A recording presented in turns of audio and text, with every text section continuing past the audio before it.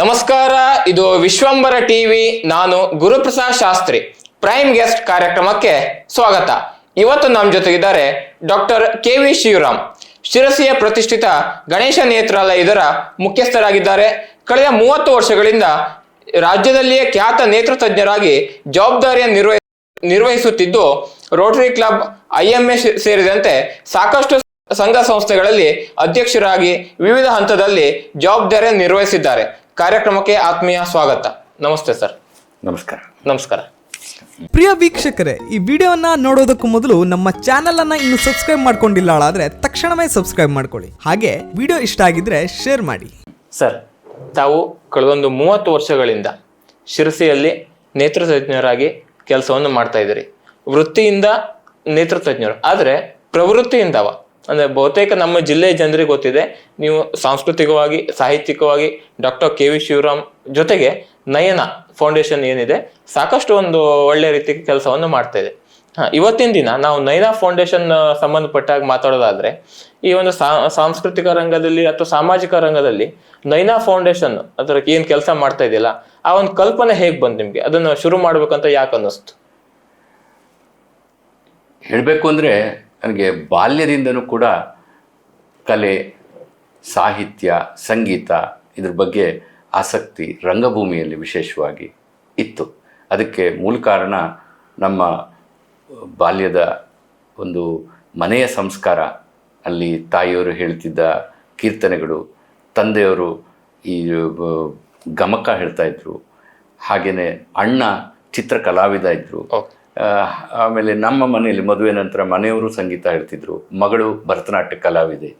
ಹೀಗೆ ಒಂದು ಪೂರಕ ವಾತಾವರಣ ಇತ್ತು. ಹಾಗೆಯೇ ನಮ್ಮ ಶಾಲಾ ಕಾಲೇಜಿಗೂ ಕೂಡ ಅದಕ್ಕೆ ಪೂರಕ ವಾತಾವರಣ ಇತ್ತು.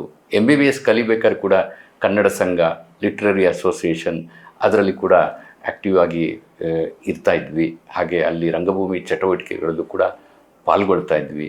ಅದು ಎಲ್ಲದೂ ಕೂಡ ಮೊದಲಿಂದನೂ ಇದ್ದದ್ದಕ್ಕೆ ಇಲ್ಲಿ ವೃತ್ತಿಯಲ್ಲಿ ತೊಡಗಿದ ನಂತರ ಶಿರಸಿಯಲ್ಲೂ ಕೂಡ ಇದೊಂದು ಸುಸಂಸ್ಕೃತವಾದ ಒಂದು ಸ್ಥಳ ಆಗಿದ್ದಕ್ಕೆ ಇಲ್ಲೇ ನಾನು ನೆಲೆಸಿದ ಮೇಲೆ ಇದ್ರ ಜೊತೆಗೆ ಜೋಡಣೆ ಆಗಲಿಕ್ಕೆ ನನಗಿನ್ನೂ ಪೂರಕವಾಗಿ ಆಯಿತು. ಹಾಗಾಗಿ ಇದು ಸಹಜವಾಗಿ ಬಂದಿದ್ದು ಅಷ್ಟೇ.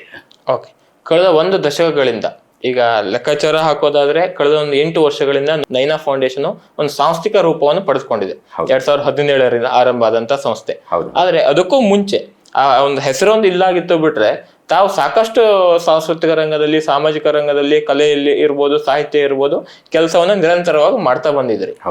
ಈಗ ನಯನ ಫೌಂಡೇಶನ್ ಆರಂಭ ಆದಾಗಿಂದ ಅಂದ್ರೆ ಕಳೆದೊಂದು 8 ವರ್ಷಗಳನ್ನ ಅಂದ್ರೆ ಗಣನೆಗೆ ತೆಗೆದುಕೊಂಡ್ರೆ, ಈ ವೈದ್ಯಕೀಯ ರಂಗವನ್ನು, ಮೊದಲಿಗೆ ವೈದ್ಯಕೀಯ ರಂಗವನ್ನು ತೆಗೆದುಕೊಳ್ಳೋದಾದ್ರೆ ಯಾವ್ಯಾವ ರೀತಿ ಕೆಲಸಗಳನ್ನ ನಯನ ಫೌಂಡೇಶನ್ ಮಾಡಿದೆ? ನೋಡಿ, ನಾನು ಒಂದು 1996ರಲ್ಲಿ ಶಿರ್ಸಿಗೆ ಬಂದಾಗ, ನಂತರದಲ್ಲೇ ಶೀಘ್ರದಲ್ಲೇ ರೋಟರಿಯನ್ನು ಸಂಸ್ಥೆಯನ್ನು ಮತ್ತು ಭಾರತೀಯ ವೈದ್ಯಕೀಯ ಸಂಘವನ್ನು ಸಂಸ್ಥೆಯಲ್ಲಿ ಕೂಡ ತೊಡಗಿಕೊಂಡೆ. ಸಹಜವಾಗಿ ಅಲ್ಲಿ ಕೂಡ ಒಂದು ಪೂರಕ ವಾತಾವರಣ ಇದ್ದಿದ್ದಕ್ಕೆ ಅಲ್ಲಿ ಡಾಕ್ಟರ್ಸ್ ಡೇ ಇರ್ಬೋದು, ರೋಟರಿಯ ಆ್ಯಕ್ಟಿವಿಟಿಯಲ್ಲಿರ್ಬೋದು, ಸಾಂಸ್ಕೃತಿಕ ಕಾರ್ಯಕ್ರಮ ಮಾಡ್ಕೊಂಡು ಬರ್ತಾಯಿದ್ವಿ. ಆ ಒಂದು ನಿರಂತರತೆ ಟಚ್ಚಲ್ಲಿ ಇದ್ದೇ ಇತ್ತು. ಅದ್ರ ಜೊತೆಗೆ ನಾವು 2013ರಲ್ಲಿ ನಾವು ನಮ್ಮ ಗಣೇಶ್ ನೇತ್ರಾಲಯ ಸೂಪರ್ ಸ್ಪೆಷಾಲಿಟಿ ಆಸ್ಪತ್ರೆಯ ಒಂದು ಸ್ವಂತ ಕಟ್ಟಡವನ್ನು ಮಾಡಿದಾಗ ನಯನ ಸಭಾಂಗಣ ಅಂತ ಒಂದು ಸಭಾಂಗಣವನ್ನು ಮಾಡಿದ್ವಿ. ಅದರ ನಂತರ ಅಲ್ಲಿ ಆಗ್ತಿರೋ ಆ್ಯಕ್ಟಿವಿಟೀಸ್ ಎಲ್ಲ ನೋಡಿಬಿಟ್ಟು, ಕಾರ್ಯಚಟುವಟಿಕೆ ಇದಕ್ಕೊಂದು ಸಾಂಸ್ಥಿಕ ರೂಪ ತರಬೇಕು ಅಂತೇಳ್ಬಿಟ್ಟು ನಾವು ಈ ಒಂದು ನಯನ ಫೌಂಡೇಶನನ್ನು ಸ್ಥಾಪನೆ ಮಾಡಿದ್ವಿ. ಅದಕ್ಕೆ ಚಾಲನೆ ಕೊಟ್ಟವರು ಡಾಕ್ಟರ್ ಗುರುರಾಜ್ ಕರ್ಜಗಿ ಅವರು. ಇದಕ್ಕೆ ನಮ್ಮ ಎಲ್ಲ ವೈದ್ಯರುಗಳು, ಡಾಕ್ಟರ್ ತನುಶ್ರೀ ಅವರು, ಡಾಕ್ಟರ್ ಮಂಜುನಾಥ್, ಡಾಕ್ಟರ್ ಅಂಕದ್, ಡಾಕ್ಟರ್ ಕೊಳ್ವೇಕರ್ ಎಲ್ಲರೂ ಸೇರಿಕೊಂಡ್ರು. ನಮ್ಮ ಮನೆಯವರು ಡಾಕ್ಟರ್ ಶ್ರೀಮತಿ ಮಾಧುರಿ, ಮತ್ತು ಸ್ನೇಹಿತರಾದ ಶ್ರೀಧರ್ ಇಸ್ಲೂರವರು, ಚಾರ್ಟರ್ಡ್ ಅಕೌಂಟೆಂಟ್ ಮಂಜುನಾಥ್ ಶೆಟ್ಟಿಯವರು, ಡಾಕ್ಟರ್ ರೈಸದ್, ಡಾಕ್ಟರ್ ರಮೇಶ್ ಹೆಗಡೆ ಎಲ್ಲರೂ ಸೇರಿ ನಾವು ಈ ಒಂದು ನಯನ ಫೌಂಡೇಶನ್ ಅಂತ ಒಂದು ಸಂಸ್ಥೆಯನ್ನು ಹುಟ್ಟಾಕಿದ್ವಿ. ಮೂಲವಾಗಿ ನನ್ನ ಕನಸಿದ್ದು ಒಂದು ಗಣೇಶ್ ನೇತ್ರಾಲಯ ನಮ್ಮ ಜಿಲ್ಲೆಯಲ್ಲಿ ಏಕೈಕ ಸೂಪರ್ ಸ್ಪೆಷಾಲಿಟಿ ಕಣ್ಣಿನ ಆಸ್ಪತ್ರೆ. ನೇತ್ರಾಲಯ ಅಂತ ಹೆಸರಿಟ್ಟು ಕೂಡಲೇ ಅದು ಆಲಯ ಅಂದರೆ ದೇವಸ್ಥಾನ, ನಿಮಗೆ ಗೊತ್ತಿದೆ. ಆ ದೇವಸ್ಥಾನ ಮೊದಲಿನ ಕಾಲದಲ್ಲಿ ಒಂದು ಕಲೆ ಮತ್ತು ಸಂಸ್ಕೃತಿಗೆ ಒಂದು ಆಧಾರ ಆಗಿ ಇರ್ತಿತ್ತು. ಸೊ ಹಾಗೆ ನಮ್ಮ ಗಣೇಶ ನೇತ್ರಾಲಯನ ಯಾಕೆ ಆಧಾರವಾಗಿ ಮಾಡಬಾರ್ದು ಅನ್ನೋ ಒಂದು ದೃಷ್ಟಿಯಿಂದ ಆ ಒಂದು ಕಟ್ಟಡ ವಿನ್ಯಾಸ ಮಾಡಬೇಕಾದ್ರೆ ಒಂದು ಸಭಾಂಗಣವನ್ನು ನಯನ ಸಭಾಂಗಣವನ್ನು ಮಾಡಿ ಅಲ್ಲಿ ಸಾಂಸ್ಕೃತಿಕ ಕೇಂದ್ರವಾಗಿ ಒಂದು ಮಾಡುವ ಒಂದು ಕಲ್ಪನೆ ಹುಟ್ಕೊಳ್ತು. ಅದಕ್ಕೆ ಎಲ್ಲ ಟ್ರಸ್ಟಿಗಳು ಕೂಡ ನನಗೆ ಸಾಥ್ ನೀಡಿದರು. ಮುಖ್ಯವಾಗಿ ನೀವು ಕೇಳ್ದಂಗೆ ನಾವು ಈ ವೈದ್ಯಕೀಯ ಚಟುವಟಿಕೆಗಳಲ್ಲಿ ಪ್ರಮುಖವಾಗಿ ನಮ್ಮ ಜಿಲ್ಲೆಯ ಏಕೈಕ ಲಯನ್ಸ್ ನಯನ ನೇತ್ರ ಭಂಡಾರ ಐ ಬ್ಯಾಂಕ್ ಏನಿದೆಯೋ ಸ್ಥಾಪನೆಯಾಗಿ ಈಗ 6 ವರ್ಷದಿಂದನೂ ನಡ್ಕೊಳ್ತಾ ಬಂದಿದೆ. ಅದು ನಯನ ಫೌಂಡೇಶನ್ ಅಡಿಯಲ್ಲೇ ಇದೆ. ಲಯನ್ಸ್ ಕ್ಲಬ್ ಸಿರ್ಸಿ ಮತ್ತು ಗಣೇಶ ನೇತ್ರಾಲಯ ಕೂಡ ಅದ್ರ ಜೊತೆಗೆ ಸೇರಿಕೊಂಡು ಮಾಡ್ತಾ ಇದೆ. ಹಾಗೆಯೇ ಕಳೆದ 1 ವರ್ಷದಿಂದ ಈ ನವಜಾತ ಶಿಶುಗಳ ಒಂದು ಕಣ್ಣಿಗೆ ಬರುವ ಸಮಸ್ಯೆಗಳು ಏನಿದೆಯೋ ರೆಟಿನೋಪತಿ ಆಫ್ ಪ್ರಿಮೆಚೂರಿಟಿ ಅಂತ, ಅದನ್ನು ಮೊದಲ ಹಂತದಲ್ಲಿ ಗುರುತಿಸಿ ಚಿಕಿತ್ಸೆ ನೀಡಲಿಕ್ಕೆ ನಯನ ಫೌಂಡೇಶನ್ TTK ಹೆಲ್ತ್ TTK ಗ್ರೂಪ್ನ ಒಂದು ಸಹಕಾರದಿಂದ ಒಂದು ಸೆಂಟರ್ ಮಾಡಿದೆ.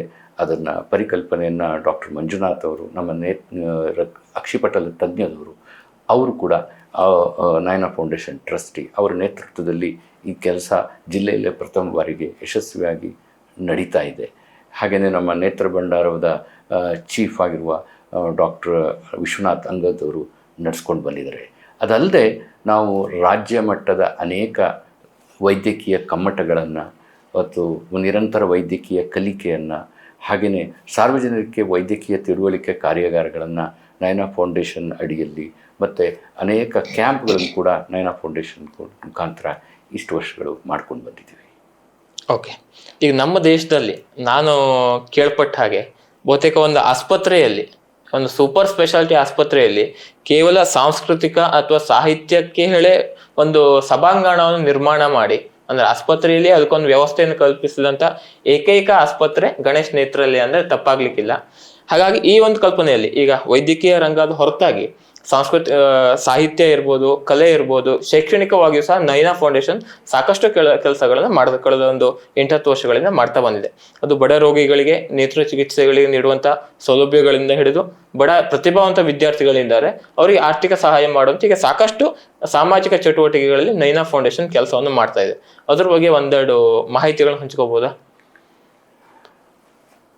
ಇದೊಂದು ನಾನು ಅಂದ್ಕೊಂಡಿರೋದು, ದೊಡ್ಡ ದೊಡ್ಡ ಕಂಪನಿಗಳು ನಿಮ್ಗೆ ಗೊತ್ತಿದ್ದಂಗೆ CSR ಅಂತ, ಕಾರ್ಪೊರೇಟ್ ಸೋಷಿಯಲ್ ರೆಸ್ಪಾನ್ಸಿಬಿಲಿಟಿ, ನಮ್ಮ ಸಾಮಾಜಿಕ ಒಂದು ಜವಾಬ್ದಾರಿ ಅಂತ ಒಂದಷ್ಟು ಸಮಾಜಕ್ಕೆ ಬೇರೆ ಬೇರೆ ರೀತಿ ಕೊಡ್ತದೆ. ಅದು ಅನಿವಾರ್ಯವಾಗಿ ಸರ್ಕಾರದ ಕಾನೂನಿಗೆ ಸಂಬಂಧಪಟ್ಟಂಗೆ. ಅದನ್ನು ನಾವಾಗಿಯೇ ನಮ್ಮ ಸಂಸ್ಥೆ ಗಣೇಶ ನೇತ್ರಾಲಯದಿಂದ ತೆಗೆದುಕೊಂಡು ಇದೊಂದು ಸಾಂಸ್ಕೃತಿಕ ಮತ್ತು ಸಾಮಾಜಿಕ ಚಟುವಟಿಕೆಗಳು ನಮಗೇನು ನಯನ ಫೌಂಡೇಶನ್ನಿಂದ ಮತ್ತು ಗಣೇಶ ನೇತ್ರಾಲಯದ ನಯನ ಸಭಾಂಗಣದಲ್ಲಿ ನಡೀತದೆ, ಅದು ಎಲ್ಲದೂ ಕೂಡ ನಮ್ಮದೊಂದು ಸಾಮಾಜಿಕ ಜವಾಬ್ದಾರಿ ಅಂತ ತಿಳ್ಕೊಂಡು, ಹಾಗೆಯೇ ನಾವು ಈ ಮಣ್ಣಿನಲ್ಲಿ ಈ ದೇಶದಲ್ಲಿ ಹುಟ್ಟಿ ಈ ಸಂಸ್ಕೃತಿ ಬೆಳೆಸ್ಕೊಂಡಿರೋದ್ರಿಂದ ಈ ಸಂಸ್ಕೃತಿಗೆ ನಾವು ಕೊಡಬಹುದಾದಂಥ ಒಂದು ಕೃತಜ್ಞತೆಯ ರೂಪದಲ್ಲಿ ಈ ಒಂದು ಚಟುವಟಿಕೆಗಳನ್ನು ನಡೆಸ್ಕೊಂಡು ಬರ್ತಿದ್ದೀವಿ. ಇದರಲ್ಲಿ ಯಾವುದೇ ರೀತಿಯ ನಮ್ಮ ಸಭಾಂಗಣದಲ್ಲಿ ಯಾವ ಕಾರ್ಯಕ್ರಮಗಳಿಗೆ ಸಂಘಟನೆಗಳಿಗೆ ಯಾವ ಚಾರ್ಜಸ್ಸು ಇರೋದಿಲ್ಲ. ಉಚಿತವಾಗಿ ಎಲ್ಲ ಸುವ್ಯವಸ್ಥೆಗಳನ್ನು ಕೊಡ್ತೇವೆ. ಆದರೆ ಕಂಡೀಷನ್ ಏನು ಅಂತಂದರೆ, ಕೇವಲ ನಮ್ಮ ಸಂಸ್ಕೃತಿ ಮತ್ತು ಸಾಹಿತ್ಯಕ್ಕೆ ಸಂಬಂಧಪಟ್ಟ ಕಾರ್ಯಕ್ರಮಗಳಿಗೆ ಮಾತ್ರ ಕೊಡ್ತೇವೆ. ಬೇರೆ ಯಾವುದೇ ಒಂದು ಉದ್ದೇಶಗಳಿಗೆ, ವೈಯಕ್ತಿಕ ಒಂದು ಹುಟ್ಟುಹಬ್ಬ ಆಗಲಿ ಅಥವಾ ಇನ್ನೇನೋ ಫಂಕ್ಷನ್ಗಳಾಗಲಿ ಅಥವಾ ಕಮರ್ಷಿಯಲ್ ಆ್ಯಕ್ಟಿವಿಟೀಸ್ಗಾಗಲಿ ನಾವು ಅದನ್ನು ಕೊಡೋದಿಲ್ಲ. ಅದನ್ನು ಹಾಗೆ ಸಾಹಿತ್ಯಿಕವಾಗಿ ಅನೇಕ ಕಾರ್ಯಕ್ರಮಗಳು ನಡೆದಿರೋದು ನಮಗೆ ತುಂಬ ಖುಷಿ ಕೊಟ್ಟಿದೆ. ಅನೇಕ ಕವಿ ಕಾವ್ಯ ಬಳಗದ ಕಾರ್ಯಕ್ರಮಗಳು, ಕಾವ್ಯ ಕಮ್ಮಟಗಳು, ಹಾಗೆಯೇ ರಂಗಭೂಮಿಯಲ್ಲಿ ಅತ್ಯುತ್ತಮವಾದ ನಾಟಕಗಳಲ್ಲಿ ನಡೆದಿದೆ. ಯಶೋಧರಾದಂಥ ನಾಟಕಗಳು ಅಲ್ಲಿ ನಯನ ಫೌಂಡೇಶನ್ನಿಂದ ಪ್ರಾರಂಭ ಆಗಿ ಅದು ಅನೇಕ ಪ್ರದರ್ಶನಗಳನ್ನ ಇವನ್ ರಾಜಧಾನಿಯಲ್ಲಿ ಕೂಡ ಮಾಡ್ತು ಅದನ್ನು. ಹಾಗೆಯೇ ಅಂಗದಾನಂ ಪರಂ ಸ್ಮೃತಂ ಅಂತ ಒಂದು ದೃಶ್ಯ ಒಂದು ನೃತ್ಯ ಕಾವ್ಯವನ್ನು ಮಾಡಿದ್ವಿ. ಅದನ್ನು ಸುಮಾರು ಅದು ಎಲ್ಲ ಅಂಗಾಂಗ ದಾನಗಳನ್ನು ಎಲ್ಲಿ ನಮ್ಮ ಒಂದು ಪುರಾಣಗಳಲ್ಲಿ ಇದೆಯೋ ಅದೆಲ್ಲದನ್ನು ಕೂಡಿಬಿಟ್ಟು ಒಂದು ನೃತ್ಯ ರೂಪಕವನ್ನು, ಅದು ಕೂಡ ಅನೇಕ ಪ್ರದರ್ಶನಗಳನ್ನು ಇಲ್ಲಿ ಕಾಣ್ತು. ಹಾಗೆಯೇ ಅನೇಕ ಸಾಹಿತಿಗಳು, ಈಗ ದಿವಂಗತ ನಾ ಡಿಸೋಜಾರ್ ಇರ್ಬೋದು, ದಿವಂಗತ ಕೆ.ಎಸ್. ನಾರಾಯಣಾಚಾರ್ಯ ಇರ್ಬೋದು, ಡಾಕ್ಟರ್ ಗುರುರಾಜ್ ಕರ್ಜಗಿ ಇರ್ಬೋದು, ಡಾಕ್ಟರ್ ವಿಜಯಲಕ್ಷ್ಮಿ ಬಾಳೆಕುಂದ್ರಿ ಇರ್ಬೋದು, ಹೀಗೆ ನಾಡಿನ ಮಣಿಕಾಂತ್ ಇರ್ಬೋದು, ಹೀಗೆ ನಾಡಿನ ಅನೇಕ ಹೆಸರಾಂತ ಸಾಹಿತಿಗಳು ಈ ವೇದಿಕೆಗೆ ಬಂದು ಹೋಗಿರೋದು ನಮ್ಮ ಪುಣ್ಯ. ಹಾಗೆಯೇ ಸಾಂಸ್ಕೃತಿಕವಾಗಿ ಭಗವದ್ಗೀತಾ ಅಭಿಯಾನದಲ್ಲಿ ಅನೇಕ ಬಾರಿ ನಡೆದಿದೆ. ಶ್ರೀ ಸ್ವರ್ಣವಲ್ಲಿ ಗಂಗಾಧರೇಂದ್ರ ಸರಸ್ವತಿ ಸ್ವಾಮಿಗಳು ಅಲ್ಲಿ ಬಂದು ಹೋಗಿದ್ದಾರೆ ಅನೇಕ ಕಾರ್ಯಕ್ರಮಗಳಿಗೆ. ನಮ್ಮ ಬ್ರಹ್ಮಾನಂದ ಭಾರತಿಯವರು,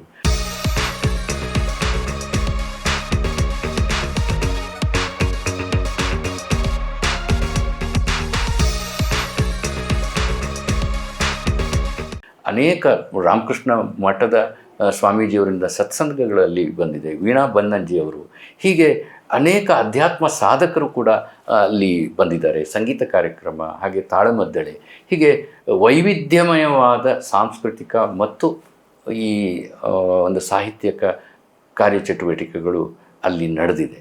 ಅದ್ರ ಜೊತೆಗೆ ಸಾಮಾಜಿಕವಾಗಿ ನೀವು ಹೇಳ್ದಂಗೆ ಅನೇಕ ವಿದ್ಯಾರ್ಥಿಗಳಿಗೆ ಸಹಕಾರ ನೀಡೋದರಲ್ಲಿ ಆರ್ಥಿಕವಾಗಿ, ಹಾಗೆ ಅನೇಕ ರೋಗಿಗಳಿಗೆ ಕಾಂಪ್ಲೆಕ್ಸ್ ಸರ್ಜರಿಗಳು ಇರ್ತದೆ, ಕಣ್ಣಿನಲ್ಲಿರ್ಬೋದು, ಬೇರೆ ಬೇರೆ ಇದರಲ್ಲಿರ್ಬೋದು, ಅದರಲ್ಲಿ ಆರ್ಥಿಕವಾಗಿ ಹಿಂದುಳಿದವರಿಗೆ ನಾವು ನಯನ ಫೌಂಡೇಶನ್ನಿಂದ ಆರ್ಥಿಕ ಸಹಾಯವನ್ನು ಇದೆ. ಹಾಗೆಯೇ ವಿದ್ಯಾರ್ಥಿಗಳಿಗೆ ಅನೇಕ ಚಟುವಟಿಕೆಗಳನ್ನು ಮಾಡಿದ್ದೀವಿ. ಶಿಕ್ಷಕರ ತರಬೇತಿ ಶಿಬಿರಗಳನ್ನು ಅಲ್ಲಿ ಚಟುವಟಿಕೆಗಳು ನಡೆದಿದೆ. ಹಾಗೆ ಇಲ್ಲಿ ಹೊರತಾಗಿ ನಯನ ಸಭಾಂಗಣದಲ್ಲಿ ಮಾತ್ರ ಅಲ್ಲ, ಹೊರಗಡೆನೂ ಕೂಡ ಅನೇಕ ಕಾರ್ಯಕ್ರಮಗಳನ್ನು ನಾವು ಮಾಡಿದ್ದೇವೆ. ರೋಟ್ರಿ ಜೊತೆಗೂಡಿ ಈಗ ಒಂದು ಬಸ್ ಸ್ಟಾಪಿಗೆ ಕೂಡ ಮಾಡಲಿಕ್ಕೆ ವಿವೇಕಾನಂದ ನಗರದ ಹತ್ರ, ಕಾಲೇಜ್ ಹತ್ರ ಅದಕ್ಕೆ ಸಹಕಾರನ ನಾವು ನೀಡಿದ್ದೇವೆ.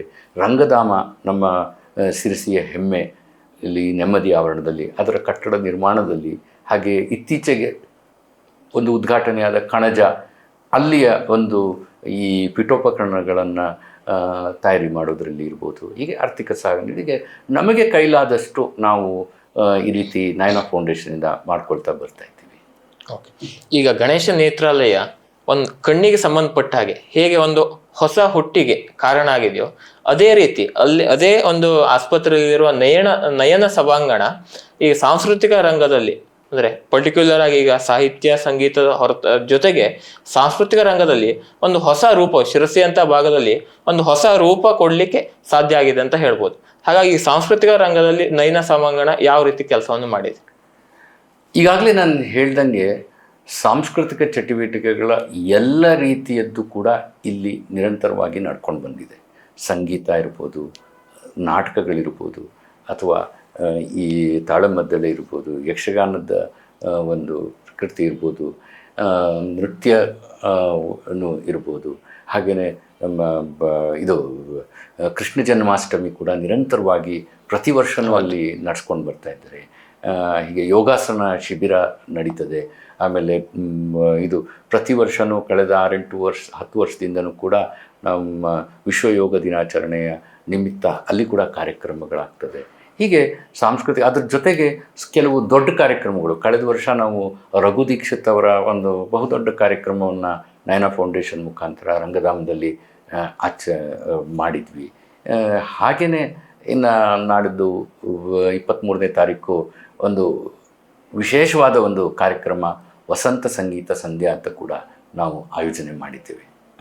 ಅದು ನಮ್ಮ ಭಾರತೀಯ ವೈದ್ಯಕೀಯ ಸಂಘ ಸಿರಸಿಯ ಒಂದು ಕನ್ನಡ ಬಳಗ ಮತ್ತು ಗಣೇಶ ನೇತ್ರಾಲಯ ಕೂಡಿ, ಹಾಗೆಯೇ ಆ ಒಂದು ಕಾರ್ಯಕ್ರಮಕ್ಕೆ ರೋಟರಿ ಕ್ಲಬ್, ಲಯನ್ಸ್ ಕ್ಲಬ್ ಮತ್ತು IMA ಸಿರಸಿ ಮತ್ತು ಹಾಡುವ ಗೂಡು ಎಲ್ಲರೂ ಕೂಡ ಸಹಕಾರ ನೀಡ್ತಾ ಇದ್ದಾರೆ. ಅಂತ ದೊಡ್ಡ ಕಾರ್ಯಕ್ರಮವನ್ನು ಕೂಡ ಈಗ ಆಯೋಜನೆ ಮಾಡಿದ್ದೀವಿ. ಓಕೆ, ಈಗ ನೀವು ಹೇಳಿದ್ರಿ ನಾಡಿದ್ದು ಭಾನುವಾರ 23ನೇ ತಾರೀಕು ಸಂಜೆ 5:30 ರಂಗಧಾಮದಲ್ಲಿ ವಸಂತ ಸಂಗೀತ ಸಂಧ್ಯಾ ಹೇಳುವಂತ ಒಂದು ಕನ್ನಡ ಕಾವ್ಯ ಪರಂಪರೆಯ ಒಂದು ಸ್ಮರಣೆಯನ್ನು ಮಾಡುವಂತ ವಿಶೇಷ ಕಾರ್ಯಕ್ರಮ ನಡೀತಾ ಇದೆ. ಅಂದ್ರೆ ಅದರ ಹಿನ್ನೆಲೆ ಏನು, ಅಂದ್ರೆ ಯಾವ ರೀತಿ ಕಾರ್ಯಕ್ರಮಗಳ ಚಟುವಟಿಕೆಗಳು ಅಲ್ಲಿ ನಡೆಯುತ್ತೆ? ಈ ಒಂದು ಪರಿಕಲ್ಪನೆ ನಮಗೆ ನಿಜವಾಗಿ ಬಂದಿದ್ದು ಸುಮಾರು ಒಂದು 4-5 ವರ್ಷದ ಕೆಳಗೆ ಮಾಡಬೇಕು ಅಂತ. ಅದನ್ನು ತಯಾರಿ ಮಾಡೋಷ್ಟೊತ್ತಿಗೆ, ಒಂದು ವಿಚಾರ ಮಾಡೋಷ್ಟೊತ್ತಿಗೆ ನಮ್ಮದು ಕೋವಿಡ್ ಬಂದೋಯ್ತು, ಅವಾಗ ಮುಂದೋಯ್ತು. ಆ ನಂತರ ಕಳೆದ ವರ್ಷ ನವೆಂಬರ್ ತಿಂಗಳಲ್ಲಿ ಒಂದು ಕನ್ನಡ ರಾಜ್ಯೋತ್ಸವದ ಸಮಯದಲ್ಲಿ ಮಾಡಬೇಕು ಅಂದರೆ ನಮಗೆ ಕಲಾವಿದರು ಹೊಂದಾಣಿಕೆ ಆಗಲಿಲ್ಲ.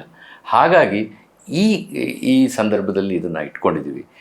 ಈ ಒಂದು ಕಾರ್ಯಕ್ರಮದ ಒಂದು ಮೂಲ ಉದ್ದೇಶ ಏನು ಅಂತಂದರೆ, ನಮ್ಮ ಕನ್ನಡ ಕಾವ್ಯ ಗಾನ ಪರಂಪರೆ ಸುಮಾರು 2000 ವರ್ಷ ಹಳೆದು. ಪಂಪ, ರನ್ನ, ಜನ್ನರಿಂದ ಆರಂಭವಾಗಿದ್ದು ನಂತರ ವಚನ ಸಾಹಿತ್ಯ ಮತ್ತು ಈ ಭಕ್ತಿ ಸಂಗೀತಗಳು, ದಾಸ ಸಾಹಿತ್ಯ, ಹಾಗೆ ಅದ್ರ ಜೊತೆಗೆ ನಮ್ಮ ಶಿಶುನಾಳ ಶರೀಫರ ಸಾಹಿತ್ಯ, ನಂತರ ಈ 19-20ನೇ ಶತಮಾನದಲ್ಲಿ ಬಂದಂತಹ ಒಂದು ದೇಶಭಕ್ತಿಯ ಒಂದು ಚಿಂತನೆಗಳಿಂದ ಕೂಡಿದಂಥ ಸಾಹಿತ್ಯ ಇರ್ಬೋದು. ಹಾಗೆ ನಮ್ಮ ಶ್ರೇಷ್ಠ ಕವಿಗಳು ಕುವೆಂಪು, ಬೇಂದ್ರೆ, ನಮ್ಮ ಇವರು ಕಗ್ಗರನ್ನು ಬರೆದಂಥ DVG ಅವರು, ಹಾಗೆ ಅಡಿಗರು, ಹೀಗೆ ಆ ನವ್ಯ ಸಾಹಿತ್ಯ, ಭಾವಗೀತೆಗಳು, ನಮ್ಮ ಮೈಸೂರು ಮಲ್ಲಿಗೆ ಅಂತ ಇದು, ಆಮೇಲೆ ಈ ಇತ್ತೀಚೆಗಿನ ಒಂದು ಸಿನಿಮಾ ಸಾಹಿತ್ಯ, ಇದೆಲ್ಲದು ಪರಂಪರೆ ಹೇಗೆ ಸುಮಾರು 2000 ವರ್ಷದಿಂದ ನಡೆದುಕೊಂಡು ಬಂತು, ಅದರ ಒಂದು ಕಿರು ಪರಿಚಯವನ್ನು ಮಾಡಿಕೊಡ್ಬೇಕು. ಅಷ್ಟನ್ನು ಒಂದೇ ವೇದಿಕೆಯಲ್ಲಿ ಅದರ ತುಣುಕುಗಳನ್ನು, ದರ್ಶನವನ್ನು ನೀಡಿ ಜನರಿಗೆ ಅದರ ಬಗ್ಗೆ ಮತ್ತೊಮ್ಮೆ ಆಸಕ್ತಿಯನ್ನು ಹುಟ್ಟಿಸೋ ಹಾಗೆ ಮಾಡಬೇಕು. ಕನ್ನಡದ ಅಭಿಮಾನವನ್ನು, ನಮ್ಮ ಭಾಷೆಯ ಮೇಲಿರುವ ಒಂದು ವಿಶ್ವಾಸ, ಅಭಿಮಾನವನ್ನು ಇನ್ನೂ ಹೆಚ್ಚು ಮಾಡಬೇಕು ಅನ್ನೋದು ಈ ಒಂದು ಕಾರ್ಯಕ್ರಮದ ಮೂಲ ಉದ್ದೇಶ. ಇದರಲ್ಲಿ ಎಂಟರ್ಟೈನ್ಮೆಂಟ್ ಇರ್ತದೆ, ಅದ್ರ ಜೊತೆಗೆ ಇದಕ್ಕೆ ಎಜುಕೇಷನ್ನು ಇರ್ತದೆ. ನಮ್ಮ ಸಾಹಿತ್ಯಕ್ಕೆ ಸಂಬಂಧಪಟ್ಟಂತಹ ಒಂದು ಎಜುಕೇಷನ್ ಕೂಡ ಇರ್ತದೆ. ಹಾಗೆ ನಮಗೆ ಮನಸ್ಸಿಗೆ ಮುದ ನೀಡುವಾಗಿರ್ತದೆ. ಈ ಒಂದು ವಸಂತ ಸಂಗೀತ ಸಂಧ್ಯಾ ಕಾರ್ಯಕ್ರಮದಲ್ಲಿ ನಾಡಿನ ಖ್ಯಾತ ಸಂಗೀತ ಕಲಾವಿದರುಗಳಾದ ವಿದ್ವಾನ್ ಬಾಲಸುಬ್ರಹ್ಮಣ್ಯ ಶರ್ಮಾ ಅವರು ಬೆಂಗಳೂರಿನಿಂದ, ಹಾಗೆ ಬೆಂಗಳೂರಿನ ಖ್ಯಾತ ವೈದ್ಯರಾದ ಡಾಕ್ಟರ್ NS ಮುರಳೀಧರ್ ಅವರು, ಡಾಕ್ಟರ್ KS ಕುಮಾರ್ ಅವರು ಮತ್ತು ಶ್ರೀಮತಿ ಜಯಶ್ರೀ ಅಜಯ್ ಕುಮಾರ್ ಅವರು, ಹಾಗೆಯೇ ಹಿನ್ನೆಲೆಯಲ್ಲಿ ಕೊಳಲಿನಲ್ಲಿ ಸತೀಶ್ ಅಮ್ಮಣ್ಣಯ್ಯ ಅವರು, ಶ್ರೀಯುತ ನಾಗಭೂಷಣ ಉಡುಪ ಅವರು, ಮೆಲ್ವಿನ್ ಲೀಮಾ ಅವರು, ಕಾರ್ತಿಕ್ ಭಟ್ ಅವರು, ಯಶೋಧರ ಅವರು, ಇವರೆಲ್ಲರೂ ಕೂಡ ಭಾಗವಹಿಸ್ತಾ ಇದ್ದಾರೆ. ಜೊತೆಗೆ ನಮ್ಮ ಸ್ಥಳೀಯ ಸಿರ್ಸಿಯ ಹವ್ಯಾಸಿ ಕಲಾವಿದರಾದ ಡಾಕ್ಟರ್ ಮಹೇಶ್ ಭಟ್, ಡಾಕ್ಟರ್ ಸುಮನ್ ಹೆಗಡೆ, ಶ್ರೀಯುತ ಗಣೇಶ್ ಭಟ್ ಕುರ್ಸೆಯವರು ಮತ್ತು ಹಾಡುವಗೂಡಿನ ಅವರ ತಂಡದವರು, ಶ್ರೀಮತಿ ರೇಖಾ ಭಟ್ ಅವರು, ಹೀಗೆ ಅನೇಕರು ಕೂಡ ಇದರಲ್ಲಿ ಭಾಗವಹಿಸ್ತಾ ಇದ್ದಾರೆ. ಇದೆಲ್ಲದೂ ಕೂಡ ಯಶಸ್ವಿಗೊಳಿಸಲು ತಾವೆಲ್ಲರೂ ಆಗಮಿಸಬೇಕು ಅಂತ ವಿನಂತಿ ಮಾಡಿಕೊಳ್ತೇನೆ. ಇವತ್ತಿನ ಪ್ರೈಮ್ ಗೆಸ್ಟ್ ಕಾರ್ಯಕ್ರಮದಲ್ಲಿ ನಮ್ಮ ಜೊತೆ ಉಪಸ್ಥಿತರಿದ್ದು ಅಭಿಪ್ರಾಯ ಅನಿಸಿಕೆ ಹಂಚಿಕೊಂಡಿರುವ ಡಾಕ್ಟರ್ KV ಶಿವರಾಮ್ ಇವರಿಗೆ ವಿಶ್ವಂಬರ ಟಿವಿ ವತಿಯಿಂದ ಹೃತ್ಪೂರ್ವಕ ಕೃತಜ್ಞತೆಗಳನ್ನ ಸಲ್ಲಿಸ್ತಾ ಇದ್ದೀವಿ. ವಿಶ್ವಂಬರ ಟಿವಿ ಕುರಿತಾಗಿ ಒಂದೆರಡು ಅನಿಸಿಕೆಯನ್ನು ಹಂಚ್ಕೋಬೇಕಂತ ಕೇಳ್ಕೊತೀನಿ. ನಮ್ಮ ನಾಡಿನಲ್ಲಿ ಅನೇಕ TV ಚಾನಲ್ಗಳು ನೂರಾರು ಇದ್ದು, ಆಗಲೇ ನಮ್ಮ ಜಿಲ್ಲೆಯಲ್ಲೂ ಅನೇಕ ಇದ್ದಾಗ ಕೆಲವು ತಿಂಗಳ ಕೆಳಗೆ ವಿಶ್ವಂಬರ TV ಚಾನಲ್ ಅಂತ ಮತ್ತೊಂದು ಸ್ಥಾಪನೆ ಮಾಡ್ತಾ ಇದ್ದಾರೆ ಎಂದಾಗ ಇದೇನಪ್ಪ 100ರಲ್ಲಿ 1 ಆಗಿ ಹೋಗ್ಬಿಡುತ್ತೆ ಅಂತ ಅಂದ್ಕೊಂಡಿದ್ದೆ. ಆದರೆ ದಿನದಿನಕ್ಕೆ ತಾನು ವಿಶೇಷ ಕಾರ್ಯಕ್ರಮಗಳನ್ನು ನೀಡುವ ಮೂಲಕ, ಅದರಲ್ಲೂ ನಾನು ಒಂದು ವಿಷಯದಲ್ಲಿ ಮಾತ್ರ ಖುಷಿಯಾಗಿದ್ದೇನೆಂದರೆ, ಪ್ರತಿದಿನವೂ ಪ್ರೈಮ್ ಗೆಸ್ಟ್ ಕಾರ್ಯಕ್ರಮ ಮಾಡಿ ಹೊಸ ಹೊಸ ಪ್ರತಿಭೆಗಳನ್ನು, ಹೊಸ ಹೊಸ ವಿಷಯಗಳನ್ನು, ಸ್ಥಳೀಯರನ್ನು ಗುರುತಿಸಿ ಅದನ್ನು ಮೇಲ್ತರುವಂಥದ್ದು, ಹಾಗೆಯೇ ಸ್ಥಳೀಯ ಸಮಸ್ಯೆಗಳ ಬಗ್ಗೆ ಸ್ಪಂದನೆ ನೀಡಿ ಅದನ್ನು ಒಂದು ಆಡಳಿತಕ್ಕೆ ಗಮನಕ್ಕೆ ತರುವಂಥದ್ದು, ಹೀಗೆ ಅತ್ಯುತ್ತಮವಾದ ಕೆಲಸನ ನಮ್ಮ ವಿಶ್ವಂಬರ TV, ನಮ್ಮ ಹೆಮ್ಮೆಯ ವಿಶ್ವಂಬರ TV ಮಾಡ್ಕೊಂಡು ಬಂದಿದೆ. ಅದಕ್ಕೆ ಶುಭವಾಗಲಿ. ನಮ್ಮ ಸಂಸ್ಥೆಯಿಂದನೂ ಯಾವಾಗಲೂ ಅದಕ್ಕೆ ಸಹಕಾರ ಇರುತ್ತೆ ಅಂತ ನಾನು ನಂಬಿಸ್ತೇನೆ. ವೀಕ್ಷಕ ಮಹಾಪ್ರಭುಗಳೇ, ನಮ್ಮ ಚಾನಲ್ ಅನ್ನು ಸಬ್ಸ್ಕ್ರೈಬ್ ಮಾಡಿ, ಶೇರ್ ಮಾಡಿ, ಪ್ರೋತ್ಸಾಹಿಸಿ.